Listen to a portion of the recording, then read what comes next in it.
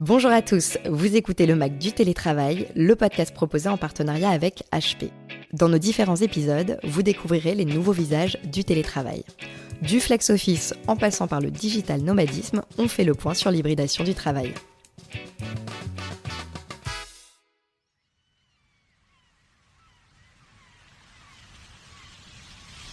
Fermez les yeux.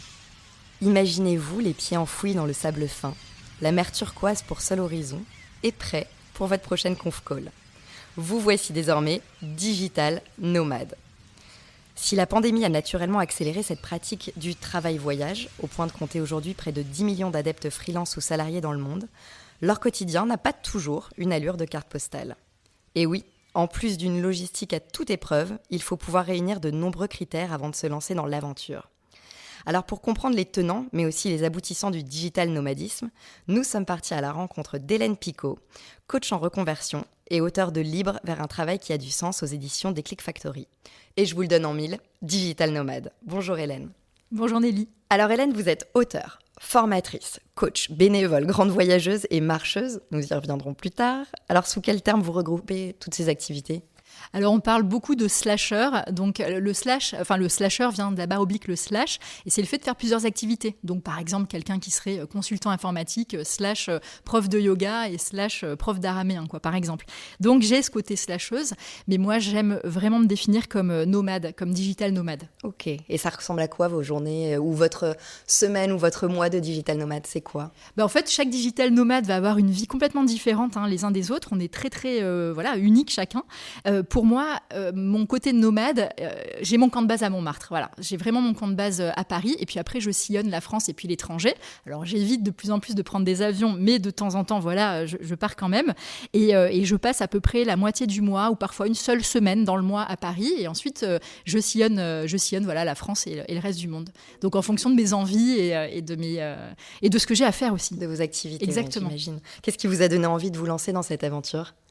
Alors j'ai toujours eu la bougeotte. J'ai des parents déjà qui voyageaient beaucoup. Mon père aussi pour ses affaires, donc il m'embarquait avec lui. Et j'ai grandi au Pays Basque. Après j'ai fait mes études à Lille et en Espagne. Et j'ai commencé à travailler à Paris. Mais en fait, à partir d'un moment, moi, j'avais vraiment besoin de ce nomadisme et j'avais besoin de changer de vie aussi. Donc, il y a 11 ans, j'ai créé la méthode Rêver, oser, foncer pour aider les gens à changer de vie à leur tour. Et à partir de là, moi, mon premier critère, c'était je veux travailler de partout. Je veux vraiment pouvoir voyager quand je le souhaite, tout en travaillant. Donc, vraiment que ce ne soit pas, préjudiciable pour mon activité. Et ça a été mon critère. Donc, c'était déjà il y a 11 ans. Et effectivement, j'ai rencontré après pas mal de nomades aussi. Donc ça fait quand même pas mal de temps que ça existe. Alors oui, il y a un grand boom avec le confinement qu'on a vécu, mais c'était déjà une lame de fond, ça c'est sûr, sur ces nouvelles manières de vivre et de travailler. Oui, parce qu'on a l'impression que finalement c'est un mouvement qui touche essentiellement les jeunes. C'est pas le cas. Non, je me résigne. Non. Alors en fait, il y a vraiment ce côté, il y a un biais, il y a vraiment un clivage qui est fait notamment dans les médias et sur certains réseaux entre les jeunes qui sont fabuleux, qui font plein de choses en termes d'écologie, qui ont conscience des enjeux de demain et qui travaillent de manière différente. Et puis, soi-disant, des has-beens de vieux, les hockey boomers et compagnie. Et en fait, moi, j'accompagne des gens qui ont entre 21 et 66 ans. Et je vois vraiment, et je donne aussi des conférences en école de commerce ou d'ingénieurs et université. Et il y a plein de jeunes qui n'ont pas du tout ces consciences-là, écologiques, et puis sur les manières de fonctionner différentes aujourd'hui.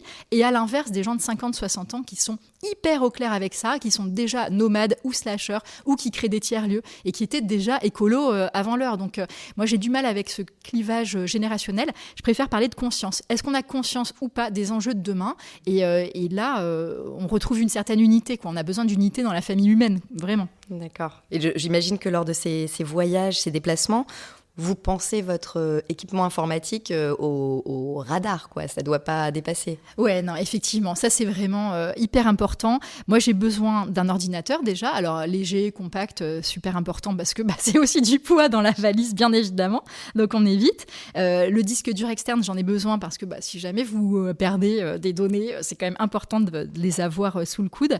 Et j'utilise aussi une caméra et un micro parce que c'est quand même mieux. Surtout quand, mine de rien, les personnes ne savent pas forcément où je suis, mais c'est important d'avoir une bonne image, une bonne qualité d'image. Ça, c'est important, et pas des choses qui sautent, ou si on n'a pas une connexion extrêmement bonne, en plus, ça rajoute sur la lourdeur. Donc, une caméra, voilà, c'est important aussi.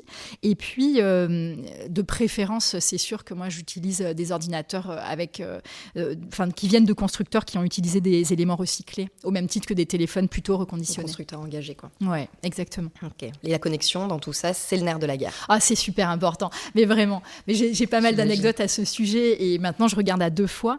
Mais il y a quelques années, moi je passais 6 mois, enfin je faisais 2 semaines en France et 2 semaines en Espagne, à Valencia, et je me suis retrouvée dans un appart où il y avait des travaux, mais juste terribles. Alors le proprio, comme j'allais souvent dans cet appart, m'a trouvé un autre endroit, donc très sympathique. Mais en fait, regardez toujours le plan B, c'est-à-dire si pour une raison ou pour une autre, l'hôtel dans lequel vous êtes, le Airbnb, l'appart, enfin quoi que ce soit, tout d'un coup, il y a un problème de connexion, sachez où vous pouvez vous retourner, quoi. Donc ça, c'est important, même si je vous le souhaite pas, et je pense que la connexion ira, mais regardez quand même ça. Il faut vraiment une organisation au cordeau, et puis savoir ce qu'on va faire. Moi, par exemple, quand je pars pour écrire un bouquin, je vais prendre une cabane, j'ai mon ordi sous le coude, et j'ai pas vraiment besoin de connexion ou autre. Mais en revanche, quand j'ai mes coachings, bien évidemment, j'ai besoin de cette connexion.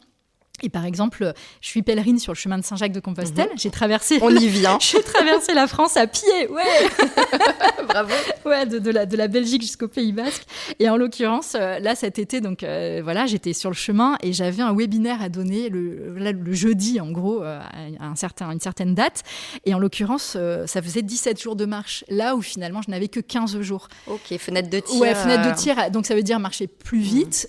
Ou la deuxième option, c'était trouver un endroit dans lequel je pourrais avoir un ordinateur sur place, mais là on est hors pèlerinage, quoi, ça n'a plus de sens. Donc j'ai marché plus vite, hein. Et j'ai réussi, mais il faut regarder ce genre de choses quand même. L'organisation est importante. Très bien.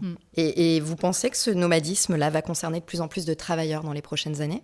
Alors c'est vrai qu'avec tout ce qui a été confinement, il y a eu une lame de fond. Moi, ça fait 11 ans vraiment que j'accompagne des personnes, donc les gens qui veulent changer de vie sont nombreux, mais là depuis 2-3 ans, le télétravail qui se démocratise, la semaine de 4 jours qui va potentiellement arriver de plus en plus. Donc oui, il y a cette notion, alors pas forcément de nomadisme, mais de vivre entre 2 lieux, ou alors carrément déménager et de décider de quitter Paris pour aller vivre à La Rochelle, à Bordeaux ou où que ce soit. Donc oui, de plus en plus. Après, il y a quand même des métiers qui ne sont pas nomadisables, hein. Bien sûr. C'est 60-40 à peu près en proportion. Donc voilà. Et puis moi, je pense qu'on est nomade de base. On est nomade parce que l'être humain est nomade, hein, depuis la nuit des temps. Donc on a cette partie-là, après libre à chacun de bouger ou pas, et puis d'autres qui préféreront créer un éco-hameau, vivre en autosuffisance et puis ne pas bouger de ce lieu, et c'est très bien aussi en fait. En fait, ça s'adapte à chaque personnalité. Exactement. Aussi, quoi. Et par contre, bien sûr, éviter de prendre les avions au maximum, en tout cas les limiter, parce que voilà, on a besoin de transformer tout notre système. Très bien. Je vous remercie, Hélène Picot. Je rappelle que vous êtes coach en reconversion professionnelle et auteure de Libre vers un travail qui a du sens aux éditions Déclic Factory. Merci à vous et à bientôt. À bientôt. Cet épisode vous a été présenté par HP. Retrouvez les autres épisodes du MAC du télétravail sur capital.fr et sur toutes les plateformes de téléchargement et d'écoute de podcasts. Avec HP, travaillez sereinement, télétravaillez sereinement.